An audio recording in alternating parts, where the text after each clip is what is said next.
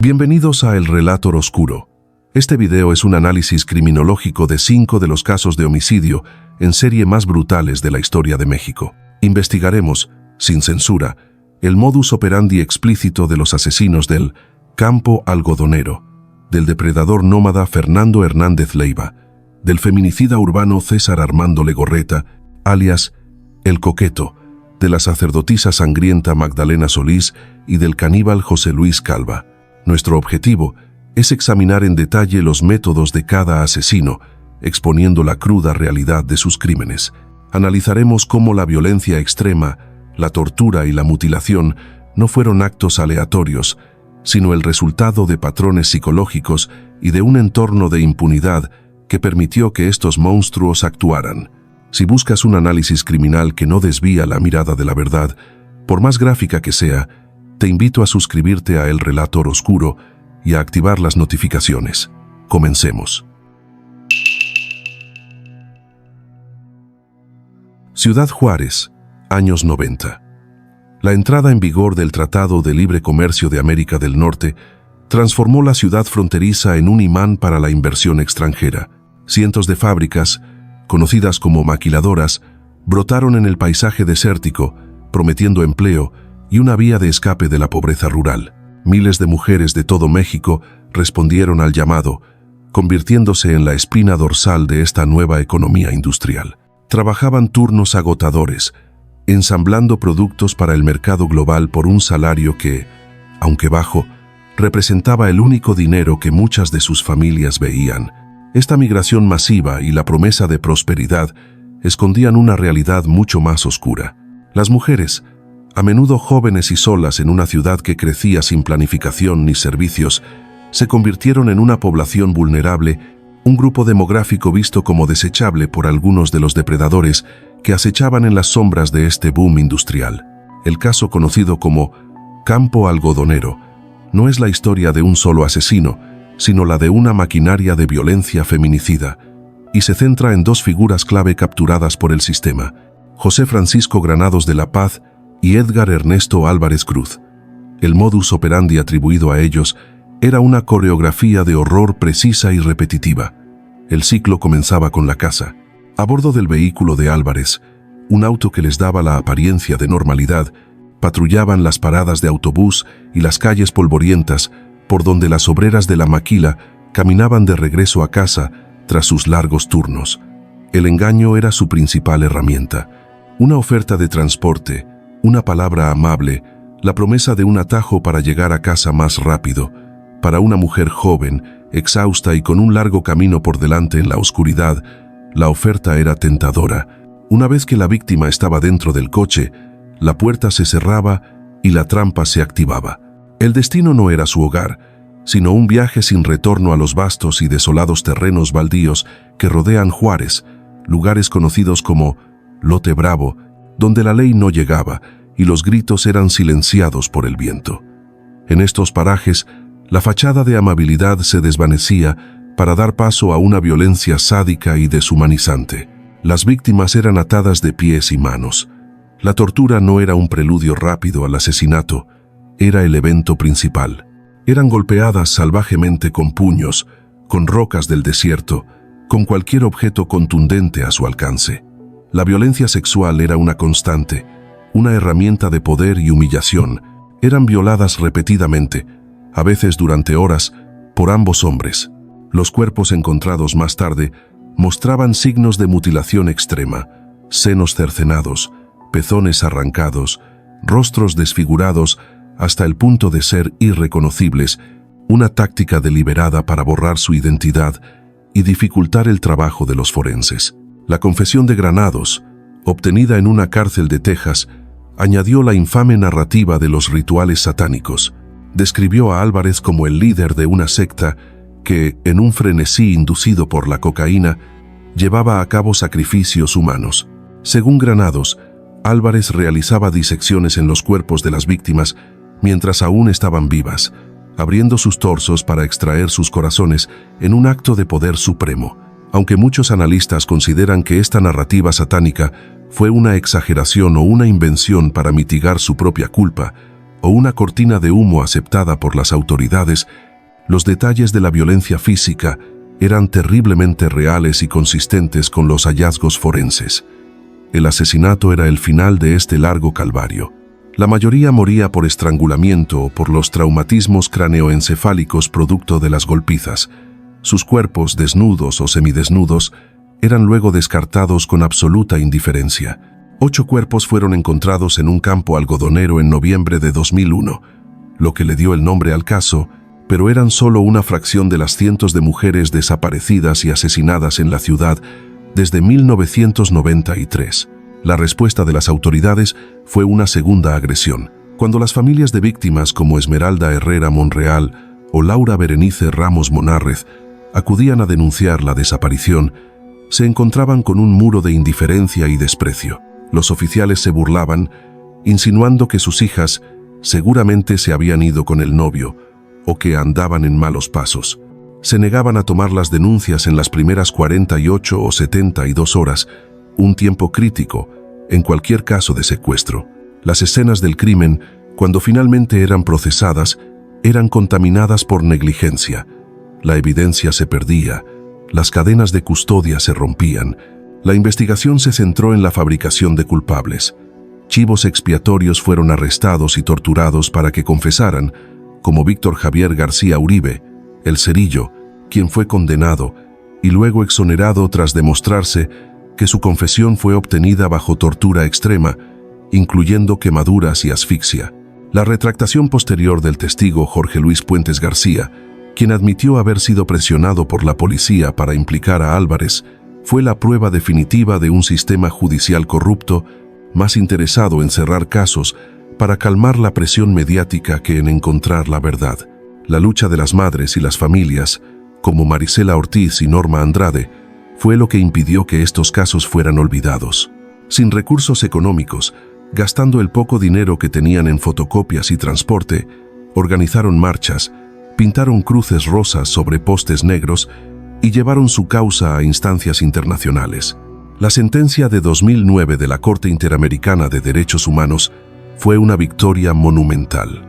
Por primera vez, un tribunal internacional definió esta violencia sistemática como feminicidio y responsabilizó directamente al Estado mexicano por violar los derechos a la vida, la integridad y la libertad de las víctimas.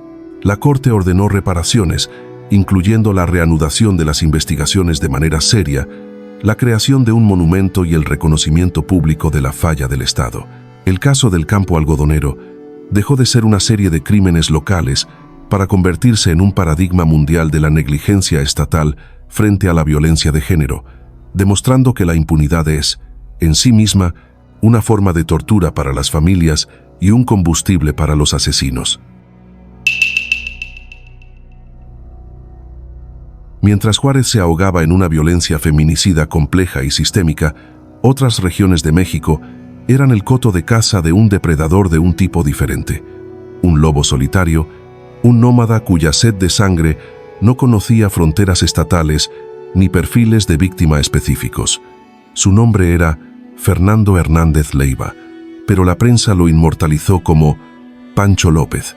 Su carrera criminal, que se extendió por 17 brutales años, es un aterrador estudio de casos sobre cómo la incompetencia institucional y la falta de comunicación pueden permitir que un solo hombre se convierta en uno de los asesinos en serie más prolíficos del continente. El modus operandi de Hernández Leiva era la antítesis de la planificación ritualística.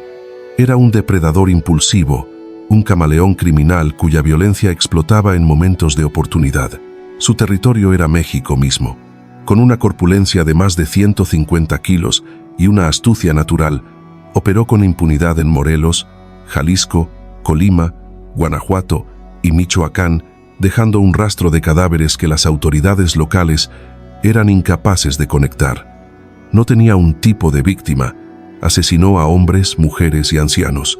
Mató a automovilistas para robar sus vehículos, a comerciantes para vaciar sus cajas registradoras, a desconocidos que simplemente tuvieron la mala suerte de cruzarse en su camino cuando su furia interna necesitaba una válvula de escape. Sus métodos eran directos y salvajes. El arma de fuego era una de sus herramientas predilectas, usada con una frialdad escalofriante para eliminar testigos durante sus robos. Pero muchos de sus crímenes revelaban un sadismo más personal. En varias ocasiones secuestró a sus víctimas, las llevó a lugares aislados y las sometió a torturas antes de matarlas. Un caso atribuido a él involucra a una joven pareja que fue detenida en una carretera. El hombre fue asesinado a tiros de inmediato, mientras que la mujer fue secuestrada, violada durante horas y finalmente estrangulada. En otro caso, un taxista fue asesinado a puñaladas docenas de veces, mucho más allá de lo necesario para matarlo. En un claro acto de furia descontrolada, utilizaba piedras, herramientas, cuchillos, sus propias manos. La violencia no era solo un medio para un fin, como el robo. El acto de matar era, en sí mismo, la principal gratificación. La carrera de Hernández Leiva también estuvo marcada por su increíble capacidad para burlar la justicia. Fue arrestado en 2 ocasiones antes de su captura final, y en ambas logró escapar. Su primera fuga fue de una cárcel en Morelos, donde simplemente aprovechó la laxa seguridad para salir. La segunda fue más audaz, escapando de un centro de detención en los Estados Unidos. Estas fugas no solo demostraban su astucia, sino que exponían la porosidad y la corrupción de los sistemas penitenciarios. Cada fuga le permitía reanudar su matanza, añadiendo más nombres a su lista. Su captura final, el 23 de septiembre de 1996, fue un circo mediático. Tras una persecución por el robo de un coche, se atrincheró en una casa, tomando rehenes. La confrontación fue transmitida en vivo a nivel nacional. Durante 7 horas, México observó, paralizado, cómo la policía negociaba con el monstruo. Su rendición y su posterior confesión ante las cámaras se convirtieron en un momento icónico de la criminología mexicana. Su frase, "Los maté porque tenía que hacerlo, no sé hacer otra cosa", se convirtió en el epitafio de una vida dedicada a la violencia, una declaración de principios de un psicópata hedonista en su estado más puro. No había culpa, no había justificación, solo la aceptación de su naturaleza. La posterior condena a 60 años, la pena máxima de la época, cerró el capítulo legal, pero no el analítico. El caso de Pancho López es una acusación directa a la fragmentación de las fuerzas del orden en México. En los años 80 y 90, cada estado operaba como un feudo independiente. No existían bases de datos de ADN compartidas, ni sistemas de balística centralizados, ni protocolos de colaboración interestatal efectivos. La falta de inversión y de dinero para modernizar a la policía significaba que el asesinato de un hombre en Jalisco y el de una mujer en Guanajuato eran investigados por 2 equipos diferentes que nunca hablarían entre sí. Hernández Leiva explotó estas fallas sistémicas a la perfección. Su nomadismo fue la clave de su longevidad criminal. No era un genio, pero operaba en un sistema que era estructuralmente inepto para cazar a un depredador como él. Su existencia y su larga carrera de terror no fueron solo el producto de una mente psicopática, sino el síntoma de un estado que, en su desorganización, le proporcionó el coto de caza perfecto. Él fue el monstruo que prosperó en las grietas de un sistema roto. Estamos a mitad de nuestro análisis y, como pueden ver, la realidad cruda de estos crímenes expone fallas que van mucho más allá del acto individual. Son un espejo oscuro de nuestras propias fallas institucionales y culturales. Si este documental te está pareciendo necesario y te está obligando a no desviar la mirada, te pido que por favor dejes un like en el video. Ayuda enormemente al canal a llegar a más personas interesadas en este tipo de contenido sin censura. Ahora, regresemos a las sombras, porque el siguiente caso nos lleva al corazón de la metrópoli, donde el terror se disfrazaba de normalidad y la trampa era un viaje en transporte público. El horror ahora adquiere un rostro urbano, una familiaridad que lo hace aún más aterrador. El monstruo no acecha en desiertos lejanos o carreteras solitarias, sino que está al volante de un microbús de la Ruta 2, un transporte público utilizado por miles de personas cada día en la densa y caótica periferia norte de la Ciudad de México. Su nombre es César Armando Librado Legorreta, pero la nación lo conocería por su apodo, El Coqueto. Su caso Es un estudio clínico sobre la depredación sexual, la lógica calculada de un feminicida y la indignación social que puede provocar la incompetencia del Estado. El modus operandi de Legorreta era una rutina de caza metódica, perfeccionada a través de la repetición y la observación. Trabajando en el turno nocturno, su microbús se convertía en su territorio. Esperaba pacientemente a que el flujo de pasajeros disminuyera hasta que su presa ideal quedara a bordo, una mujer joven, viajando sola. El primer acto de su obra era el engaño. Simulaba una avería mecánica, deteniendo el vehículo en una calle oscura y poco transitada, lejos de las avenidas principales. A la víctima, ahora varada y vulnerable, le ofrecía una solución. La llevaría a su destino en su coche particular, que convenientemente tenía estacionado cerca. Era la máscara del buen samaritano, una trampa de confianza diseñada para aislarla por completo. Una vez que la víctima estaba en su coche personal, la ilusión de seguridad se rompía. La llevaba a la fuerza a uno de los muchos terrenos baldíos o construcciones abandonadas que salpican el paisaje urbano del Estado de México. En estos escenarios de desolación comenzaba la agresión. La violencia de Legorreta no era impulsiva, era controlada. Sometía a sus víctimas, las ataba y amordazaba para anular cualquier resistencia. Luego, las violaba. La agresión sexual era el objetivo principal, un acto de dominación y poder. Los informes forenses y el testimonio de la única sobreviviente describen una violencia sexual brutal y prolongada. El asesinato, para Legorreta, no era un acto de pasión, sino un cálculo frío, una decisión empresarial. Como confesó con una pasmosa tranquilidad a los interrogadores, su motivación era pragmática. Las mataba por miedo a que me denunciaran. En su mente retorcida, el riesgo de ser identificado y condenado por violación era mayor que el de ser atrapado por homicidio. El asesinato era para él la forma más efectiva de borrar la evidencia principal, la testigo. Su método preferido era el estrangulamiento, un acto íntimo y silencioso. Usaba sus propias manos, un cinturón o un trozo de tela, sintiendo el control absoluto mientras extinguía la vida de su víctima. Este acto finalizaba su ciclo de depredación. El desecho de los cuerpos se realizaba con el mismo desapego. Los abandonaba en los mismos lugares donde las había agredido, a menudo cubriéndolos superficialmente con basura o escombros.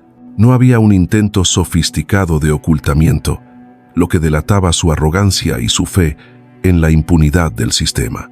Tras cometer el crimen, Legorreta volvía a su vida normal. Retomaba su turno en el microbús al día siguiente, saludando a los pasajeros, cobrando el pasaje, ganándose el dinero para su sustento, un sustento que financiaba su doble vida como feminicida en serie. Su captura, gracias a la geolocalización del teléfono de su última víctima y su posterior fuga de las oficinas de la Fiscalía en Tlalnepantla, se convirtieron en un escándalo nacional. La imagen de un asesino en serie confeso, escapando por una ventana del tercer piso, mientras sus custodios dormían, fue la metáfora perfecta de un sistema de justicia podrido por la negligencia y la corrupción. La fuga desató una cacería humana masiva y una crisis política para el gobierno del Estado de México. La presión pública y mediática fue tan intensa que su recaptura se convirtió en una prioridad absoluta. El juicio de Legorreta fue un punto de inflexión.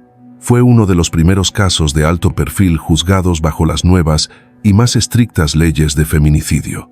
La sentencia de 240 años fue un mensaje claro, una respuesta del Estado a la indignación pública. Sin embargo, el legado más perturbador de El Coqueto es la lógica de su violencia. Su caso demuestra de la manera más cruda cómo la percepción de un sistema de justicia débil e ineficaz no solo permite que los crímenes queden impunes, sino que puede escalar activamente la brutalidad de los mismos. Legorreta no solo mataba mujeres, mataba la idea de que se podía confiar en los espacios públicos y en las personas que los operan, dejando una cicatriz de miedo y desconfianza en la psique colectiva de millones. Nos adentramos ahora en uno de los capítulos más bizarros y sangrientos de la crónica negra mexicana, un viaje a la locura colectiva, la manipulación religiosa y el sadismo extremo. Nos trasladamos a 1963, a la aldea de Yerbabuena, Tamaulipas, un lugar tan aislado y consumido por la pobreza que se convirtió en el escenario perfecto para el nacimiento de un culto a la muerte. Aquí, el monstruo no fue un hombre, sino una mujer que se transformó en una diosa sedienta de sangre, Magdalena Solís. Todo comenzó como una estafa. Los hermanos Santos y Cayetano Hernández, dos charlatanes, llegaron a Yerbabuena y vieron en la desesperación y el analfabetismo de los aldeanos una oportunidad de negocio. Prometiéndoles tesoros incas ocultos en las cuevas cercanas, establecieron un control absoluto sobre la comunidad. A cambio de sus promesas de riqueza, exigían todo el poco dinero que los aldeanos poseían, así como favores sexuales de las mujeres. Pero cuando las dudas comenzaron a surgir, los hermanos necesitaron un milagro. Reclutaron a Magdalena Solís, una prostituta de Monterrey, y la presentaron en un ritual fraudulento como la reencarnación de la diosa azteca Coatlicue. Fue entonces cuando la estafa mutó en algo mucho más peligroso. Solís, posiblemente con una psicopatología latente, no solo aceptó su papel, sino que llegó a creerse una deidad real. Tomó el control de la secta con una ferocidad que sorprendió incluso a sus creadores. El modus operandi de la secta bajo el reinado de la diosa Coatlicue era una orgía de violencia ritualística diseñada para solidificar su poder y satisfacer sus impulsos sádicos. La disidencia era castigada con la muerte. Aquellos que cuestionaban su divinidad o intentaban escapar eran designados para el sacrificio. El ritual era un espectáculo público de terror. La víctima era arrastrada a una cueva, desnuda y atada a un altar de piedra improvisado. Ante la mirada de toda la secta, que a menudo se encontraba bajo los efectos del peyote, comenzaba la tortura. Solís, junto a los hermanos Hernández, ahora sus sumos sacerdotes, golpeaba, quemaba y mutilaba a la víctima con cuchillos ceremoniales. La humillación y el dolor prolongado eran fundamentales para el ritual. El acto central era el desangramiento. A la víctima se le hacían cortes profundos en los brazos y el cuello, y su sangre se recogía en un cáliz. Este cáliz se mezclaba con sangre de animales, como gallinas, y con peyote molido. En un acto de vampirismo teológico, Magdalena Solís era la primera en beber, proclamando que la sangre de sus enemigos le otorgaba la inmortalidad. Luego compartía la poción con sus seguidores más leales, sellando un pacto de complicidad sangrienta. La víctima era dejada para que se desangrara lentamente hasta la muerte, una muerte agónica que servía como advertencia para todos los demás. En al menos 2 ocasiones documentadas, la brutalidad fue aún más lejos. Después de que las víctimas murieran, sus pechos fueron abiertos y sus corazones fueron arrancados. Este acto, una imitación macabra de los sacrificios humanos aztecas, era la prueba definitiva del poder y la divinidad de Solís. Los cadáveres mutilados eran luego arrojados a una hoguera o enterrados en fosas poco profundas cerca de la cueva, dejando que la naturaleza borrara los restos de su barbarie. Los asesinatos no eran solo ejecuciones, eran una forma de teatro sádico. Además de los sacrificios, Solís presidía orgías sexuales que a menudo se convertían en actos de tortura. Su poder sobre la secta era absoluto. Controlaba con quién se acostaban sus seguidores, qué comían y cuándo morían. La caída de la secta fue provocada por el testimonio de un joven que logró escapar y alertar a la policía. La redada posterior reveló el horror en toda su magnitud. Los cuerpos mutilados, los aldeanos en un estado de estupor y una Magdalena Solís que luchó contra la policía, convencida de su invulnerabilidad divina. El caso de la secta de Yerbabuena es un ejemplo extremo de folie a plusieurs locura de muchos, donde la patología de un líder carismático infecta a un grupo vulnerable. Pero también es la historia de una mujer que encontró en la violencia y la blasfemia una forma retorcida de empoderamiento. De ser un objeto sexual en la prostitución, se convirtió en una diosa que consumía la vida de los demás. Una transformación aterradora que la coloca en un lugar único y oscuro en los anales de la criminología mundial. Nuestro descenso final nos lleva de vuelta a la Ciudad de México, al apartamento de un hombre donde la línea entre la creación artística y la atrocidad criminal se disolvió por completo. José Luis Calva Cepeda, bautizado por la prensa como El poeta caníbal es un caso devastador de cómo un trauma infantil profundo, si no se trata, puede metastatizar en una violencia monstruosa. Su modus operandi no era solo matar, era desmantelar, consumir y transformar la carne humana en una manifestación de su psique rota. La escena descubierta por la policía en su apartamento de la colonia Guerrero en octubre de 2007 es un cuadro del infierno. Al investigar la desaparición de su novia, Alejandra Galeana, de 32 años, los agentes se encontraron con una escena de carnicería doméstica. El torso de Alejandra, sin cabeza ni extremidades, estaba dentro de un armario. Una de sus piernas estaba en el congelador, junto a la comida corriente. Pero el horror culminante estaba en la cocina. En una sartén sobre la estufa, un trozo de carne humana, identificado más tarde como parte del antebrazo de Alejandra, estaba siendo frito con aceite y sazonado con limón. En un plato sobre la mesa había más carne preparada, lista para ser ingerida. Calva fue arrestado en el lugar y la narrativa del caníbal nació instantáneamente. Este acto de desmembramiento y canibalismo no fue un hecho aislado. Se convirtió en su firma criminal. Las investigaciones lo conectaron rápidamente con al menos otros 2 asesinatos. Uno fue el de su exnovia, Verónica, en 2004, cuyo cuerpo también fue encontrado desmembrado.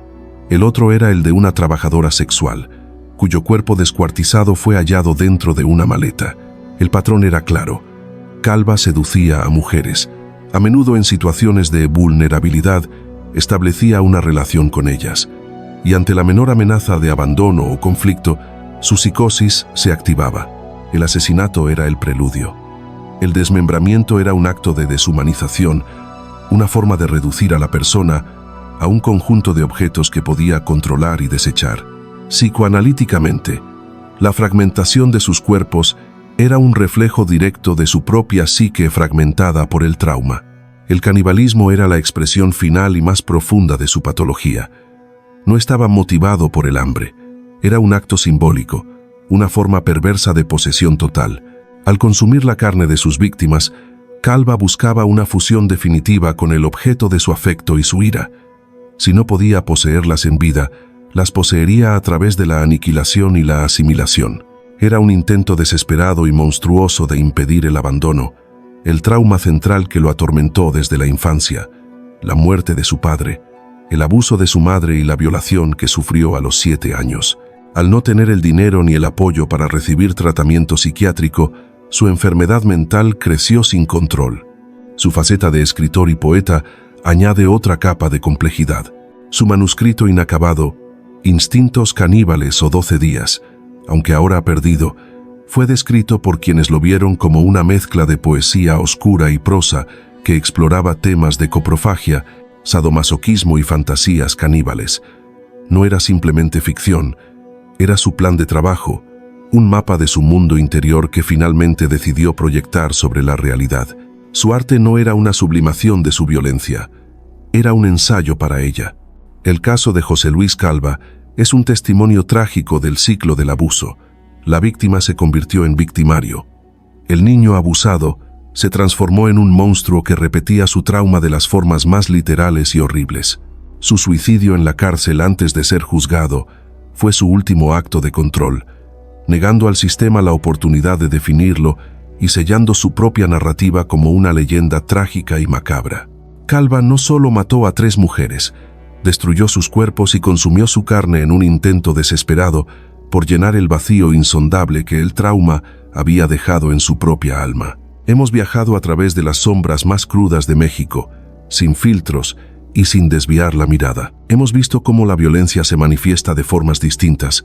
La brutalidad ritualista nacida de la negligencia estatal en Juárez, la carnicería impulsiva y nómada posibilitada por un sistema fragmentado, la depredación misógina y calculista que prospera en la impunidad urbana, la locura colectiva alimentada por el desespero y la manifestación literal del trauma a través del desmembramiento y del canibalismo. Lo que une a estos actos de horror explícito es la impunidad, no como un concepto abstracto, sino como una fuerza activa que moldea el método del asesino. La impunidad permitió que los cuerpos se acumularan en el desierto, que Hernández Leiva matara por 17 años, que el coqueto creyera que matar era más seguro que dejar vivir a una testigo de violación. La misoginia es el otro hilo conductor, una vena abierta en la cultura.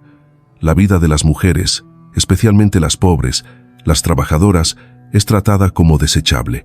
Sus cuerpos son los campos de batalla donde estos monstruos escenifican sus fantasías de poder y control.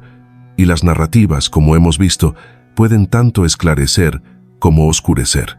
La claridad legal de la Corte Interamericana contrasta con las cortinas de humo del pánico satánico o del poeta caníbal, que nos distraen de la verdad incómoda de que estos monstruos no son alienígenas, son humanos, productos de sociedades y sistemas fallos. La análisis de estos métodos brutales exige una respuesta igualmente contundente. No solo prisiones, sino una reforma profunda que ataque las raíces.